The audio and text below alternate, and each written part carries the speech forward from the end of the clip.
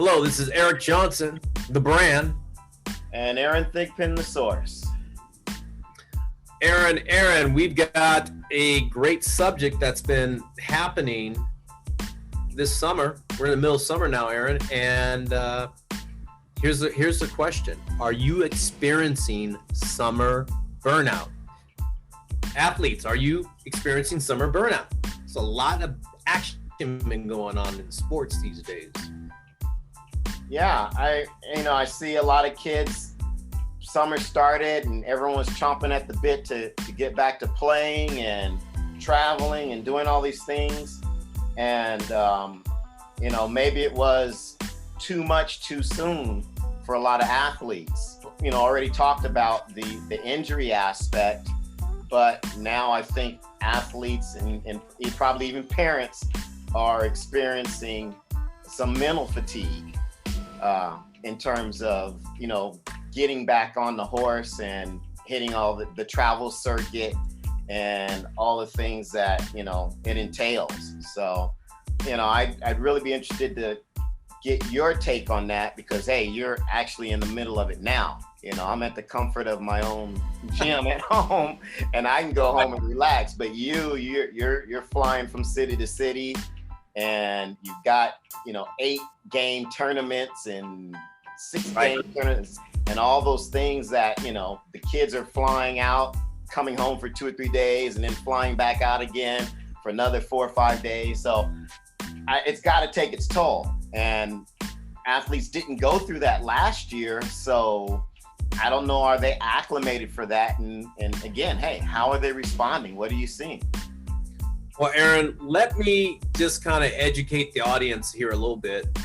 It's something that you and I have discussed since COVID, started, and you and I started in the dark, working out in the dark via Zoom and stuff, that our athletes going to be prepared when we started to play, and what was the right diet for them to continue and go forward in their performance training in games, and how fast should they implement it. And, all those things are coming to roost right now. I'm watching a lot of young athletes, anywhere from 10 to 18, burn out right now. And I've seen parents drive them across the country from California to Georgia, then Georgia to North Carolina or somewhere else. And the athletes look tired to me right now. We're in the middle of the summer. It's 1 month into this, and athletes have aches and pains. They're getting hurt.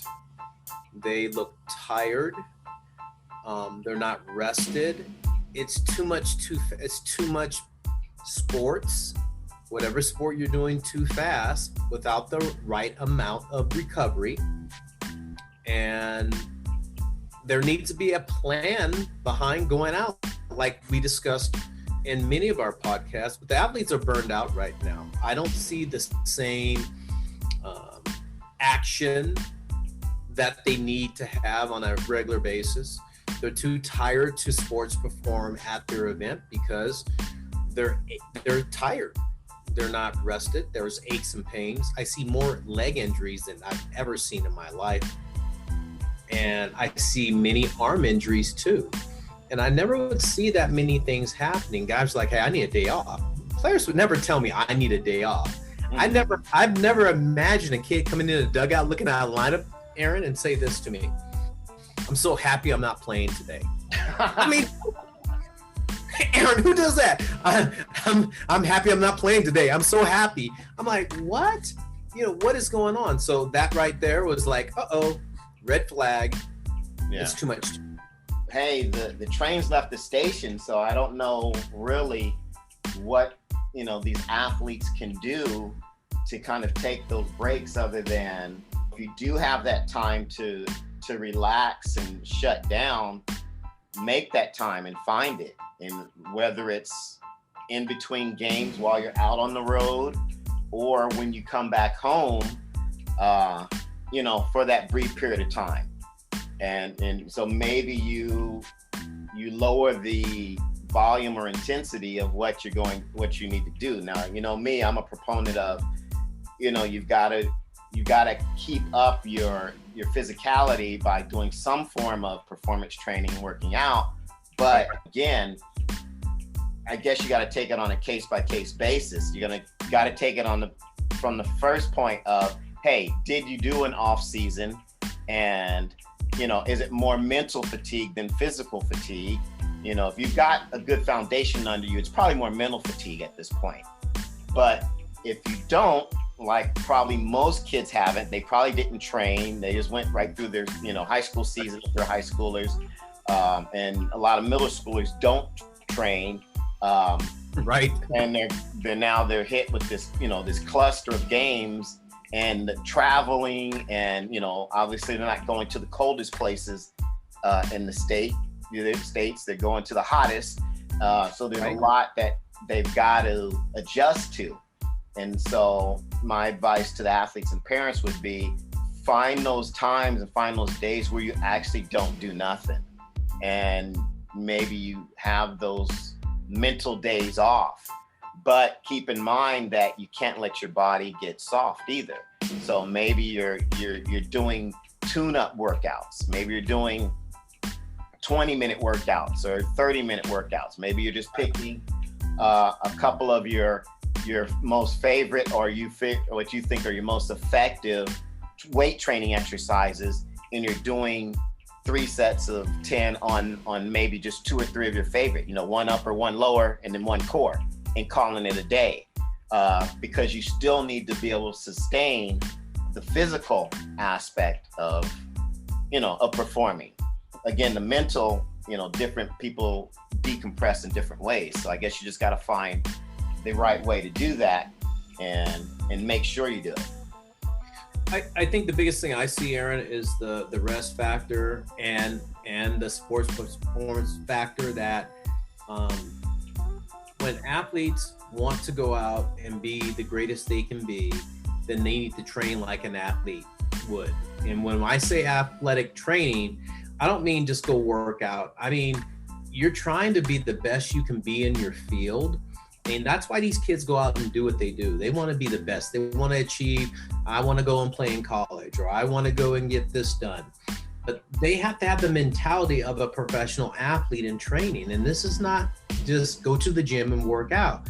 There has to be a plan. For instance, I had a player who I really am glad to see that they're making this adjustment. He was in the gym. I've been with him for a week now, and he just left out of town. He was in the gym. Out of the 7 days we were here playing a tournament, he was in the gym 3 days a week. I asked him, how long are you working out? He says, I'm working about 20, 25 minutes. I picked, 3 or 4 things I'm doing differently every day. There you go. That's smart. Yep. Days, and I'm getting it done. Now, this player, I watched this player throughout the whole tournament, never looked tired. Yeah. Never looked like, oh man, it's too hot today. And we're playing in 110-degree weather. Right. And never looked like he was just, done. He just looked like he was sustainable, and the heat was the heat, and he just was just going through it, while everybody else was panting like, oh man, it's hot here. And they looked like they were dragging. He never looked that way. So I knew he was dedicated to professional training. Right. Not going to the gym saying I'm looking good and, hey, I worked out, coach, or I worked out today. He actually had something that you talked about, what he was doing on the road. Picked 3 or 4 exercises he liked. He was doing them. He was consistent with it. He was getting the proper rest. He wasn't running around, jumping in the pool all day, swimming all day, or running around town, hanging out, running in the sun. He said, hey, I need to get my rest. I need to take a nap every day. I asked him, what do you do? He goes, I take a nap every day, about 20 minutes, 30 minutes, just let my body kind of decompress. And I go, what else do you do? Well, I have bathtub, again, ice bath. If my legs were sore, I got in the ice bath. And he was just, I was like, this dude, sounds like one of my guys. I was proud of him. I was really proud of him, because he actually had a plan before he got here. And, we, as I was telling our athletes, hey, these are the things we'd like to see you do. Hydrate, rest, ice baths, know when your body is telling you something. If you have a workout day, it's not feeling good, work out the next day, give yourself a little time to recover, but stay consistent with your work. And I think that's what he did. And one thing I'm going to tell all the parents and all the players out there, be consistent with your work. When you go on the road, don't all of a sudden just shut down. Just back off a little bit and be smart about what you're doing and be prepared. Right. Well, yeah, you mentioned a few things that I usually tell my athletes. And one is I'm big on naps. Usually I tell athletes right after they've played or competed or whatever, and especially if it's multi games in a day or races in a day, say, as soon as you get done, hydrate, get you something to eat, and take a 20-minute nap. Even if you don't go to sleep, that's fine, but just decompress, close your eyes, shut down for about 20 minutes, and it'll help the body recharge. Another thing that these athletes should be aware of, and again, I know it's hard because, you might be 12 or 13 or 15 or 16, you're out of town and you're with your buddies, right? But, sleep is important.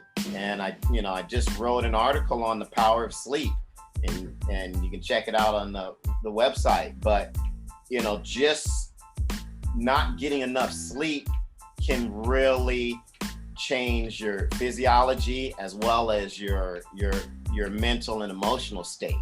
Right. You might feel alert and be alert, but it does have an effect.